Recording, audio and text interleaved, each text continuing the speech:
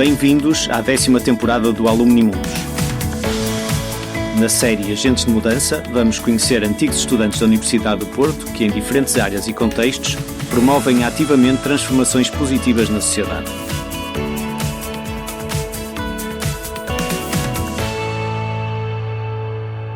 Hoje, no Alumni Mundos, temos connosco Sérgio Guedes Silva.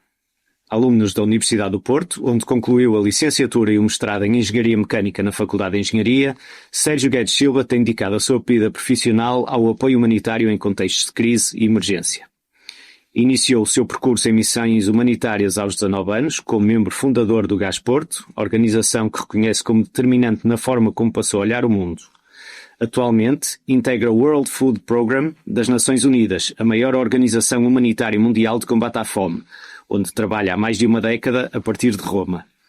Com mais de 30 missões em países como Moçambique, Síria, Sudão do Sul, Bangladesh ou Etiópia, participou diretamente em ações que valeram ao World Food Programme o Prémio Nobel da Paz em 2020 e o Prémio Franz Edelman em 2021, a distinção internacional mais relevante na área da análise avançada e otimização de operações. Com um percurso marcado pelo Serviço de Dedicação e Impacto Global, foi também membro do Conselho Geral da Universidade do Porto e atualmente integra o Conselho de Representantes da Faculdade de Engenharia, mantendo um profundo vínculo à Universidade e à cidade onde tudo começou. Olá Sérgio, muito obrigado por estar connosco no Alumni Mundos. Sérgio, porquê é que escolheu a área de Engenharia para a sua formação e porquê a Universidade do Porto? Bom dia a todos que nos estão a ouvir, é um prazer estar aqui e obrigado pelo convite. Às vezes nós não sabemos muito bem como é que escolhemos as coisas, não é? Mas a Engenharia e a Universidade do Porto, Engenharia porque eu desde pequeno, eu venho de uma família muito humilde que aprendeu sempre a resolver as coisas com tarefas de carpintaria. Eu lembro que os meus tios praticamente construíram as suas casas e eu ajudei e esta coisa de resolver os problemas estava lá desde sempre, e o fascínio pela ciência. E a verdade é que eu comecei eu gostava muito de matemática, eu gostava muito de física e comecei por ir para o Técnico em Lisboa para estudar física. Mas não gostei de Lisboa, eu vinha do campo, do interior, e não gostei de Lisboa, e depois percebi-me que a Faculdade de Engenharia era igualmente boa, ou melhor do que o técnico, e então acabei por depois perceber que havia o curso de Engenharia Mecânica, que tinha a ver muito com física, muito com matemática, e depois de conversar com algumas pessoas, resolvi ir para o Porto e entrar na Faculdade de Engenharia. Muito bem. E como é que foi esta sua experiência académica na universidade? O que é que se recorda com mais saudades dos períodos que passou por cá como estudante? Fez-me crescer imenso. A Faculdade de Engenharia e a Universidade do Porto têm duas coisas que para mim foram muito importantes. Primeiro, o Porto é uma cidade que me fascina. Eu gosto muito, tem um encanto, tem uma raça, como eu costumo dizer, que é única no mundo, e isso fascina-me, e depois tem um conforto muito grande, a parte das pessoas é fascinante, eu acho que é bastante única nesse sentido. E a Faculdade de Engenharia deu-me uma base muito importante de conhecimento, de saber abordar os problemas com lógica, com estrutura, e isso reflete-se na minha vida hoje. A faculdade foi muito importante para a maneira como eu abordo os problemas, e isso para mim foi ótimo, e foi um período muito importante da minha formação, que me permitiu crescer individualmente e ao mesmo tempo conhecer o mundo, e isso foi fundamental. Muito bem. Eu dizia no início que o Sérgio começou a participar em missões humanitárias aos 19 anos, se era ainda estudante, e começou com o Gás Porto, uma organização que ajudou a fundar. Como é que surge esta vontade de fazer acontecer, de fazer mudanças na sociedade? Então, eu pronto, desde pequeno era muito sensível até pelo meio onde cresci, a necessidades, e tinha esta inquietude. E mais uma vez, quando cheguei quando cheguei à faculdade, esta capacidade de estruturar problemas ajudou-me a passar desta emoção para a ação. E isso foi muito importante. Dois ou três acontecimentos foram importantes. Um foi no início da faculdade ter tido contacto com outro grupo que fazia voluntariado, um grupo que era de Lisboa que se chamava Gás Nova. que era ligado à Universidade Nova e que fazia voluntariado e missões internacionais, e eu com 4 amigos tivemos a oportunidade de integrar o grupo, apesar de ser em Lisboa, eles deram-nos a oportunidade de sermos do Porto, integrar o grupo, participar em algumas missões, e isso foi muito importante nesse contacto com a ajuda humanitária, com a ajuda para o desenvolvimento e cooperação. E depois, este início da minha formação na faculdade, em que começava a estar mais preparado também para lidar com problemas, para estruturar melhor, ajudou-me realmente a juntar as duas coisas e a ter mais força e a começar a estruturar problemas e a então criar o Gás Porto. E como é que olha hoje para o projeto Gás Porto, algumas décadas depois da sua fundação? Como é que vê este projeto? Eu imagino que tem algum orgulho no projeto que ajudou a criar e que ainda se mantém ativo. Sim, fico muito feliz e mais feliz fico pelas pessoas que continuam hoje a liderar o Gás Porto. Eu continuo a ajudar de uma forma voluntária, mas há um grupo de pessoas hoje que lideram o dia a dia. E fico muito feliz porque o Gás Porto, mais uma vez, nós começamos com esta vontade de querer servir, de querer ajudar quem mais precisava, mas de uma forma muito estruturada. Lembrar agora o início do Gás Porto, nós desde o início que estávamos motivados por querer ajudar, querer fazer algo mais por as pessoas que tinham necessidade, mas fizemos desde o início isso de uma forma muito estruturada. Não foi simplesmente dizer, olha, vamos tentar ajudar, não, qual é o problema? Porque é que temos problemas? Como é que queremos resolver isto?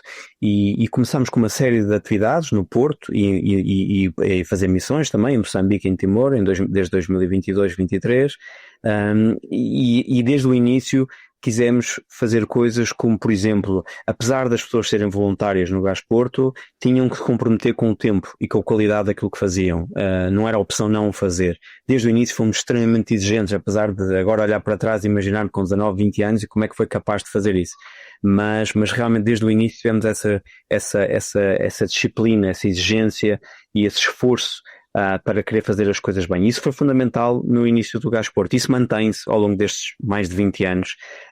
Foi crescendo o Gás Porto, chegámos a ter cerca de 400 voluntários ativos. Neste momento há cerca de 200 voluntários. Desde a altura do Covid nós reduzimos e desde então estabilizamos aí mais ou menos no cerca de 200 voluntários que semanalmente fazem voluntariado com crianças, com jovens, com pessoas idosas que estão mais sozinhas, pessoas que estão em situação de sem-abrigo, etc, etc.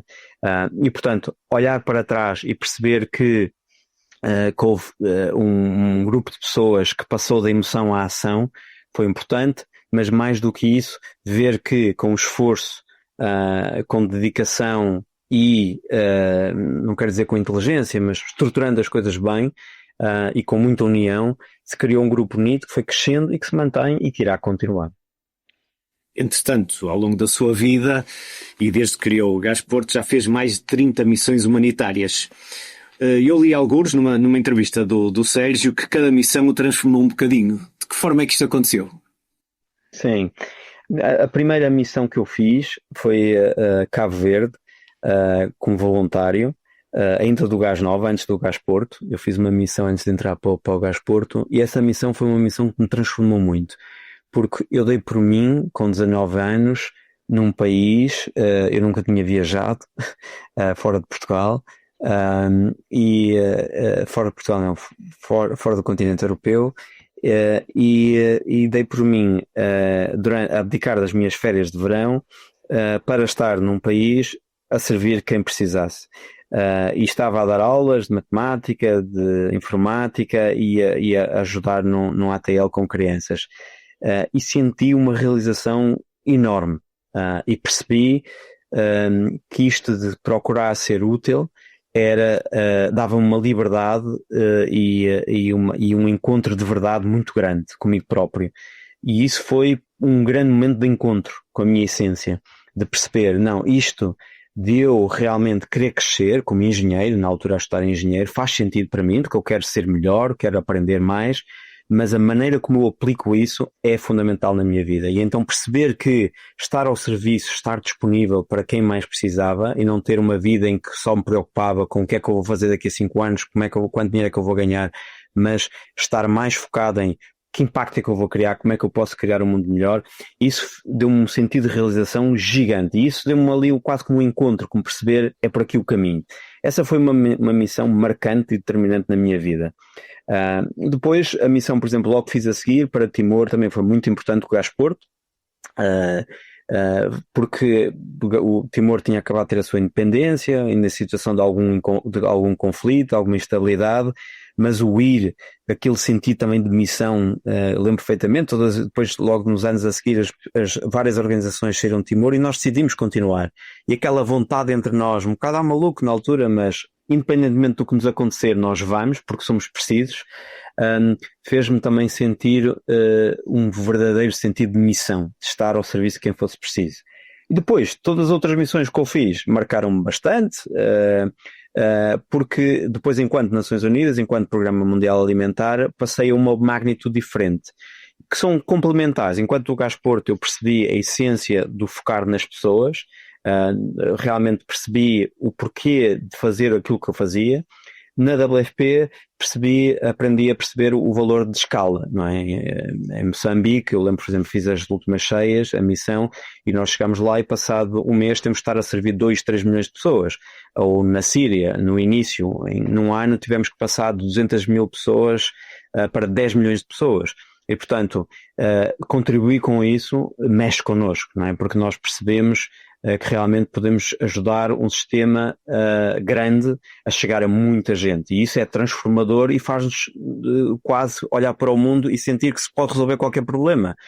Porque depois aprendemos a lidar com escala, com magnitude, a um nível que nos também depois traz conforto. E agora, enquanto há 20 anos pensar que criar um projeto, resolver um problema era muito difícil, era utópico, agora é dizer, sim, ok, pode-se fazer assim e assim.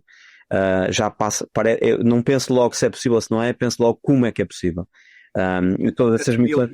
Nunca temeu pela sua vida, Sérgio. Eu estava aqui a pensar tantas missões, falou em alguns países com alguns problemas graves, que na verdade são todos graves, não é? Senão não estavam lá.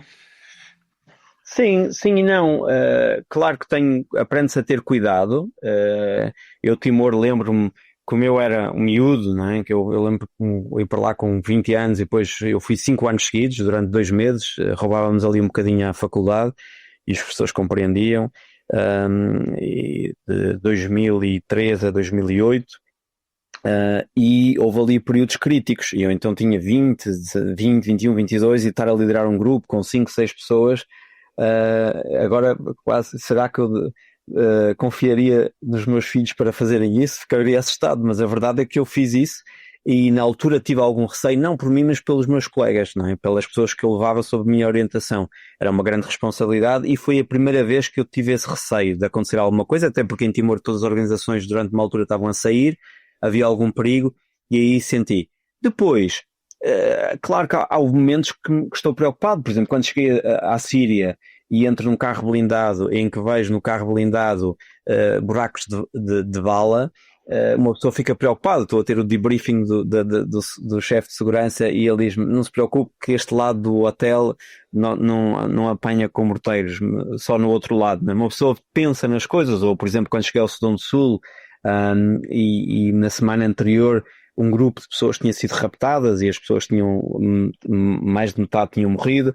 Uma pessoa, claro que fica cauteloso, mas é importante estar consciente do perigo das coisas. Mas eu fui sempre também uma pessoa muito isto é, muito a planear, isto é, se há um perigo temos que planear, temos que estar preocupados, temos que agir em relação a isso. Não sou também naíve no sentido de estar consciente. Alerta, não é? Exatamente, estar alerta e planear, não é? Ter cuidado. Agora tenho mais, porque tenho 3 filhos e uma pessoa pensa muito mais na vida, e agora sou mais cauteloso. Pronto, não era tanto. Eu não sei se os seus filhos são muito pequenos, mas se os seus filhos quisessem fazer uma missão humanitária, como é que ia reagir? Claro, penso várias vezes. Meus filhos são pequenos, meus filhos têm 3 anos, 6 e 10, e são pequenos e penso várias vezes, o meu mais velho já se comporta como um adolescente, tem conversas comigo, se ele aos 19 anos como eu quisesse ir para outro país, eu ficava preocupado, mas iria certamente o apoiar e claro, ia com a minha experiência planear as coisas e fazer-lhe uma série de perguntas se as coisas estavam planeadas e certamente iria interrogar a organização que eu iria convidar, mas iria apoiar, claro.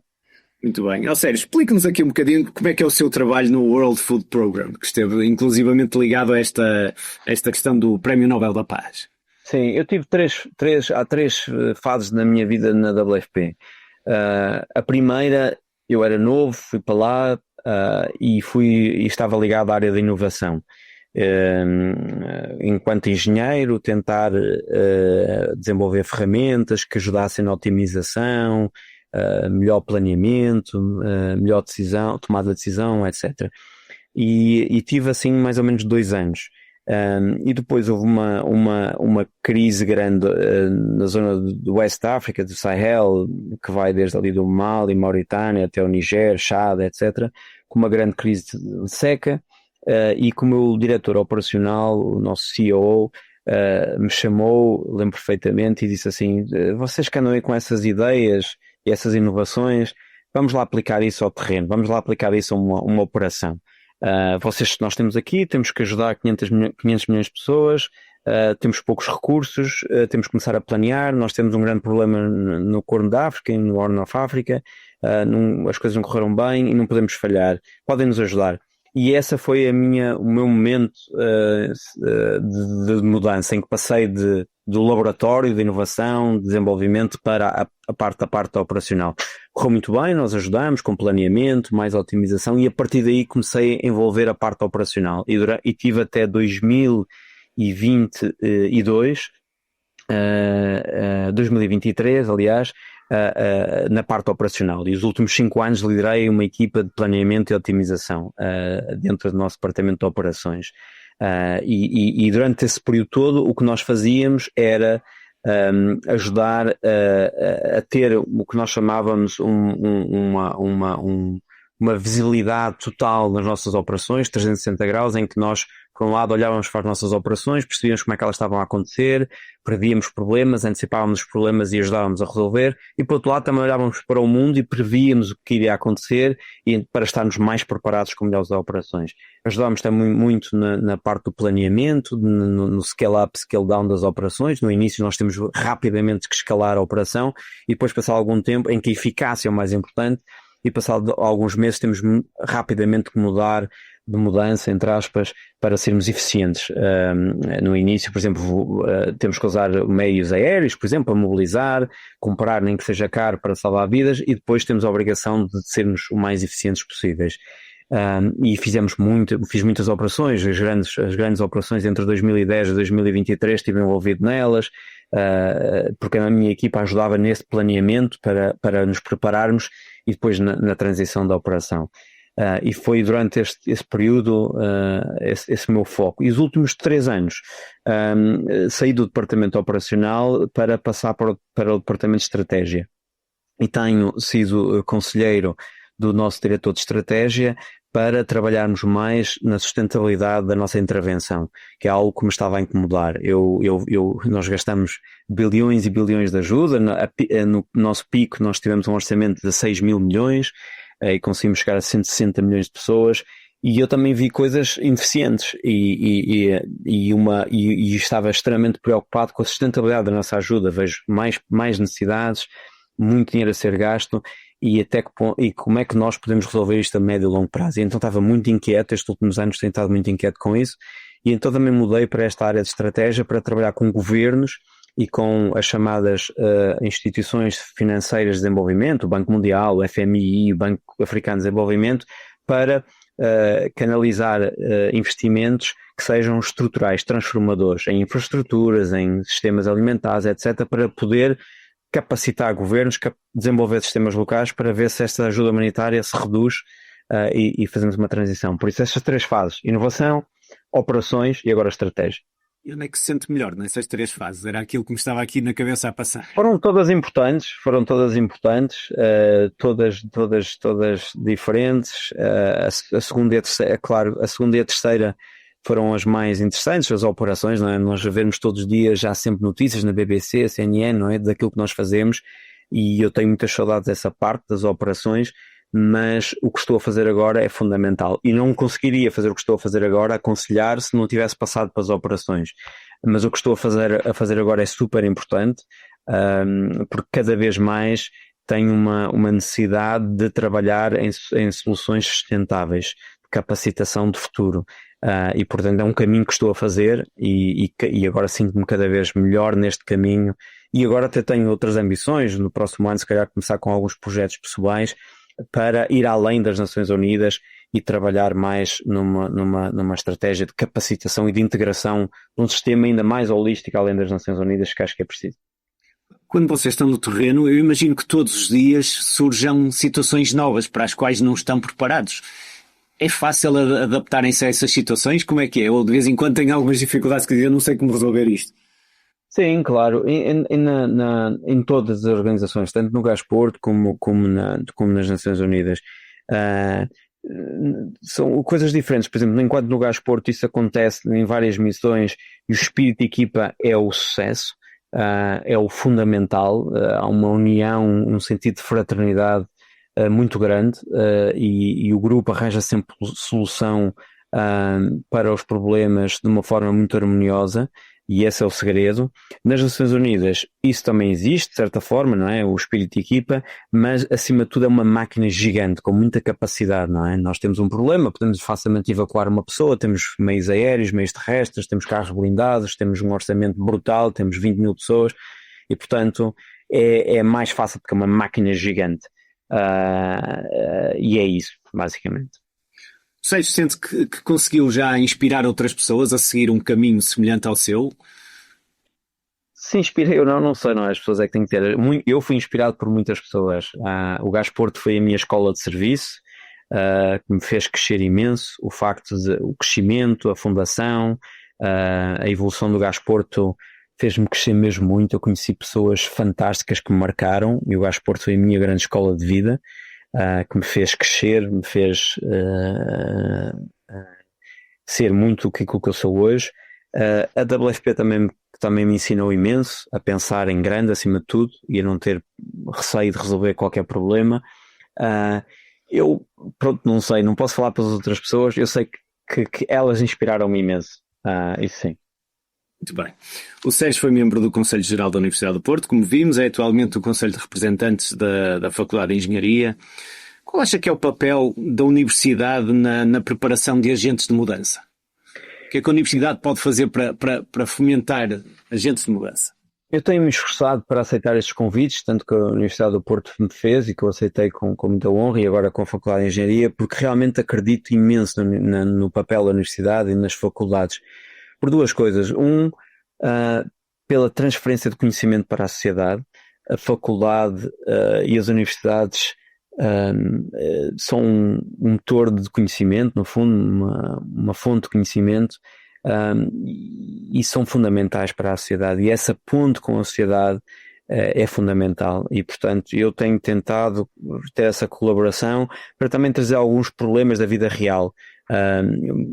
Na universidade e na faculdade, imensas vezes vivemos quase numa bolha de conhecimento que beneficiaria muito se estivesse ligada mais aos problemas do dia a dia. Isso tem sido feito e muita gente trabalha para isso. E, portanto, essa fonte de conhecimento é muito necessária. Os problemas não se resolvem, os grandes problemas da vida não se resolvem só com vontade, só com emoção, só com amor. Resolvem-se com conhecimento, com inteligência, e portanto essa ligação é fundamental, e isto para mim é muito importante. E dois, é uma altura da fase da vida das pessoas extremamente importante, não é? Nós, quando estamos na faculdade, estamos a entrar para o mundo, estamos a definir aquilo que vamos ser nos próximos anos, é uma ponte para a vida adulta quase, e é uma fase de grande definição em que nós definimos muito aquilo que queremos, aquilo que vamos fazer nos próximos anos. As pessoas que conhecemos também são muito importantes para nós, portanto, os valores com que vivemos durante esse período, os estímulos que recebemos na universidade definem-nos muito também. E, portanto, ter uma universidade que desenvolve um conhecimento de excelência, mas um conhecimento que também se preocupa com o mundo, e um conhecimento e uma universidade que tem uma vivência com bons valores é fundamental. Isso pode ter um papel super influente na definição de uma pessoa enquanto vida adulta. E que conselho é que o Sérgio daria a quem está agora a terminar a universidade e gostava de contribuir para um mundo melhor, seja nas empresas, nas universidades ou no setor humanitário? Acima de tudo, eu acho que é importante ser livre e não ter medo. Vão haver vários momentos da vossa vida que nós vamos ter receios, principalmente quando se é casado ou quando se tem filhos, porque depois tem-se casas, tem-se empréstimos, tem-se muitas coisas. E então as variáveis aí são enormes e temos muitas mais coisas. Nós temos uma grande sorte quando estamos na faculdade, temos pouco, apesar de acharmos que a vida é complexa, não é muito simples. E, portanto, nós aí temos uma liberdade muito grande. E, portanto, é importante apontar logo para um caminho que nós queremos. E, acima de tudo, o conselho que eu dou é para ser livres o máximo possível, para ser ambiciosos, sonhadores, sem medo nenhum. Querem mudar de curso, mudem. Querem sonhar e pensar ir para outro país, trabalhar ou começar uma empresa, o que for. É sonhar e saltar, dar o salto, sem medo nenhum. Porque nessa fase da nossa vida é extremamente importante sermos verdadeiros connosco e procurarmos um caminho de liberdade, de encontro, de autenticidade, porque quanto mais tarde for, mais difícil é. E, portanto, é uma fase para experimentar, é uma fase para seguir o caminho que nós acreditamos, libertar-nos de pressões, daquilo que as expectativas que a sociedade e as pessoas têm para nós, mas nós seguimos aquele caminho que acreditamos.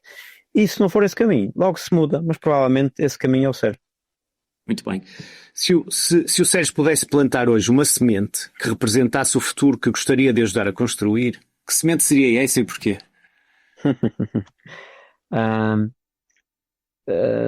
Seria uma semente que daria 2 frutos.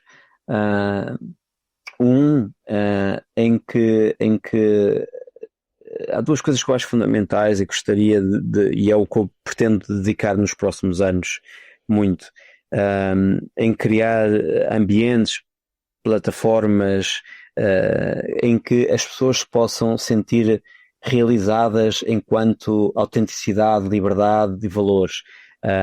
Isso para mim é extremamente importante, haver um caminho e um ambiente que proporcione esse bem-estar nas pessoas. Nós temos que nas nossas vidas, no nosso trabalho, ter uma vida de paz, de amor, e esquecemos imensas vezes isso, na maneira como trabalhamos com os nossos colegas, como temos os nossos projetos, é para trabalhar, é para ganhar dinheiro, e gostava de ter que essa semente criasse esses frutos, que ajudasse as pessoas, as sociedades, os projetos, as empresas, as faculdades, mas os ambientes de trabalho tivessem essa harmonia, esse respeito pelas pessoas, pelos valores, uma cultura quase como uma vivência de escola de vida que cultivasse isso. E a outra, um caminho de criar um mundo melhor, em que também essa semente desse frutos para que nós pudéssemos juntar 2 coisas que acho que são muito importantes, que